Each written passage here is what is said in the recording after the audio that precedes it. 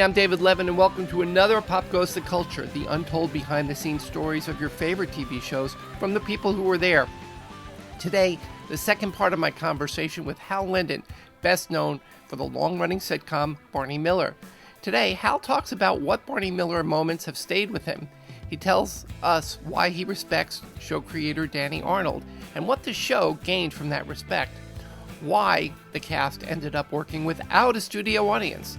How cops responded to the show. And how the cast dealt with the death of actor Jack Soo. Before we start, if you haven't subscribed, what are you waiting for? Doesn't cost a penny, and you don't want to miss any episodes. Here's Hal Linden. What were some of the things that happened early on that sort of stayed with you? The moments or the behind-the-scenes moments?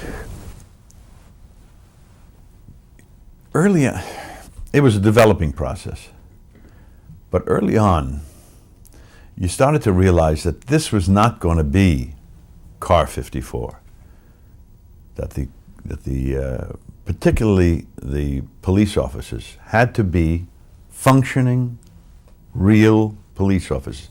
They may have their foibles, maybe, Harris dressed up too much, or Wojo was wide-eyed and into everything and had to,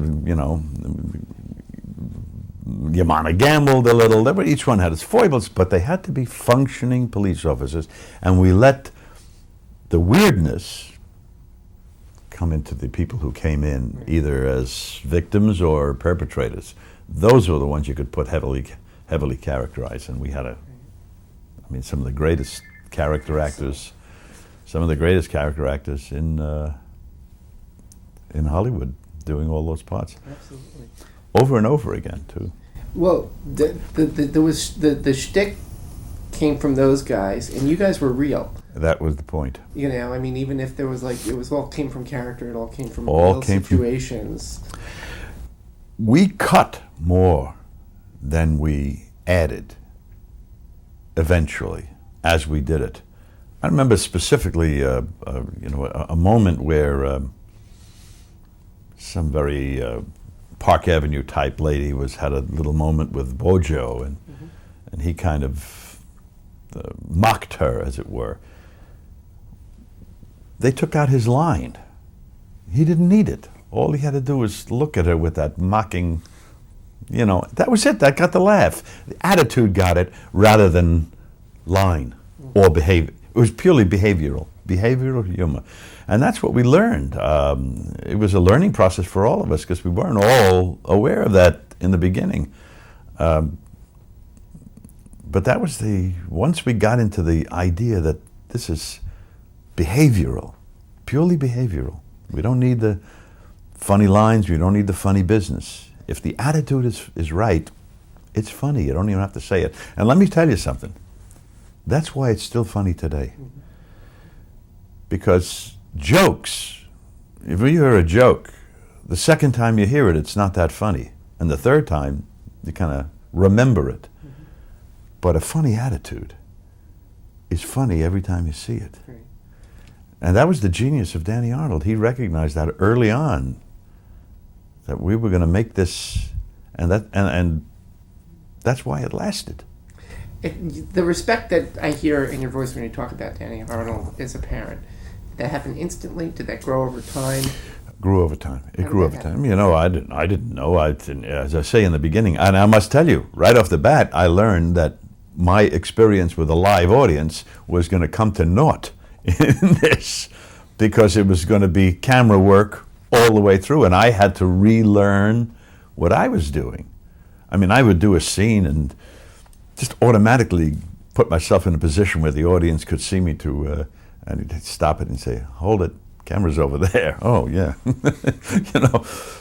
So I was a novice when it came in the beginning, and eventually, as you know, the audience disappeared. We only did about 4 or 5 shows with an audience, and what happened was Danny's perfectionism got in the way. We ended up, we'd sit down, we'd read half a script because he was still working on the second half of the script. And when we got to the end of it and time to shoot it, and we didn't have the last scene, there was no point in having an audience sit and watch it and then tell them what happens at the end. Can't do that. So we eliminated the audience by necessity, and the scripts were never on time after that anyway. But we developed a modus for working. It was not a, quote, fun and games set where everybody had a great time, everybody came up with funny things, and yes, there was a wonderful attitude behind the camera. You know, when the cameras were off, we had Ronnie Carey, for instance, was our jester, court jester. Ronnie was the one who brought in the candy for everybody and did the funny stuff to keep us all, you know, going. But the rest were actors, except for Landisberg was a stand-up comic, but he didn't come in till about the third or fourth year.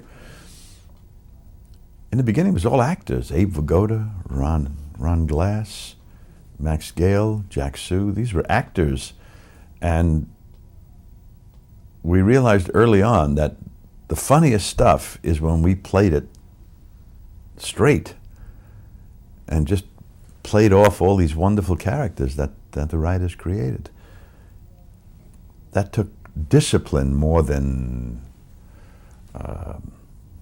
abandon. Did you miss the audience when they started shooting?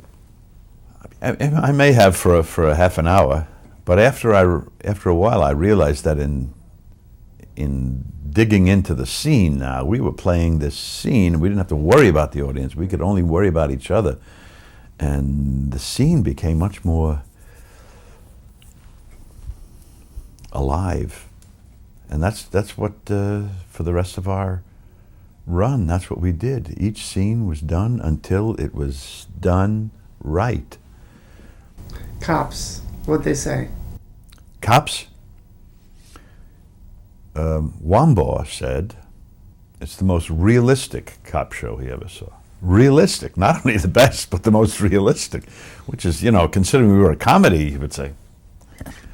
But it was the most realistic. You ask a detective, particularly a detective, how many times in your career have you ever fired your weapon in anger? And they'll say, you know, I have asked them. I think the most I ever heard was 3. Most said never. Never fired their weapon. On the job. Yeah, on the range, fine, but on the job? You know, you watch Kojak and they're down, and everybody's pulling off rounds left and right down the alley. Well, that's not the reality, but the reality of police work is what Danny plugged into. That kind of day-to-day gathering of information and recording of the information and developing information sources and getting the information out to other people. And that's, most of it's paperwork. It's really boring.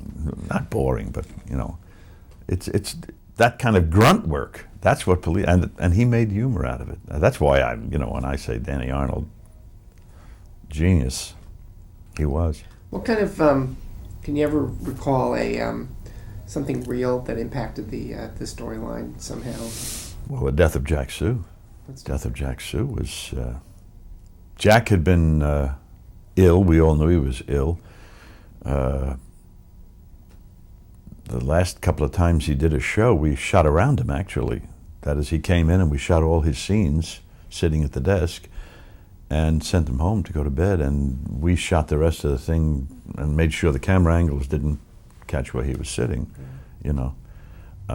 So we knew he was quite ill, and then eventually he went to the hospital, and I don't remember how many weeks later, on the show, we were shooting the show at the time, or rehearsing, I don't recall, and the word came that Jack had died, and it was quite devastating to all of us.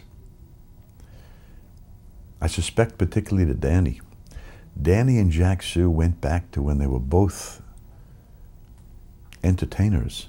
Danny was a beginning stand-up comic, not very good. Jack Soo was called the Chinese Bing Crosby. He was a singer. He did a little comedy, but he was a singer mostly. And they used to travel in throughout the Midwest, playing Elks Halls and things like that together. That's how far back they went. So I suspect it hit Danny more than anyone else. And there was a big question about how we were going to handle Jack Soo's death. Now, we had, as I say, for weeks said Jack is out in the district attorney's office. He's working out of the district attorney's office. And that's why he wasn't on the show. So how do we deal with it? There were two choices, basically. And I was I'll admit to it now, I was in the, probably the wrong side. I thought it was an opportunity to call the cast together, the company together, and say, I got to tell you the truth, Yamana was not in the district attorney's office. He was in hospital and he's died. And deal with how Wojciechowicz felt about it, how to make a story about the death of Nick Yamana. And I guess Danny was too close to Jack Soo. The way he put it, I remember coming into rehearsal that week, he said, no. He said, I don't want to trade on Jack's death. So he just said, what we're going to do is break the fourth wall, and we're going to do a clip show of Jack's wonderful antics, his coffee making and his gambling and all of that. But I want each of you to write something for yourself, how you felt about Jack and what you want to say about Jack. And that's what he did. We came in one day and just everybody sitting around the desk and spoke directly to the camera. Not as Barney Miller, but as Hal Linden, saying this is what and I remember what I said about Jack. You know, Jack was not Chinese. Soo was a stage name. His real name was Suzuki. He was Japanese. And he had been in the internment camps in California during the Second World War. And the only way he got out of it was to go into the army and fight in Italy with the Japanese company that we had in Italy. It was always in the back of his mind, that experience. It was not a particularly happy one. But Jack never was bitter about it. He only dealt with the humor of it, which is, I guess, why he made a career and became the guy he was. He just took the humorous, and that's the only way he dealt with that, was through humor. Something to be learned for all of us. Must have been a rough show to do. That one was tough. That was tough. That's it for now. Next time, Hal Linden reveals, how does reality intrude on a fictional world? Abe Vigoda spins off into Fish. The actors find their takes on their characters. The transformation of Wojciechowicz. What did Hal bring to Barney? Plus, how a fictional episode about race turned into a real-life lesson for the entire cast. Till then, why not get your name on the show by becoming a Patreon subscriber?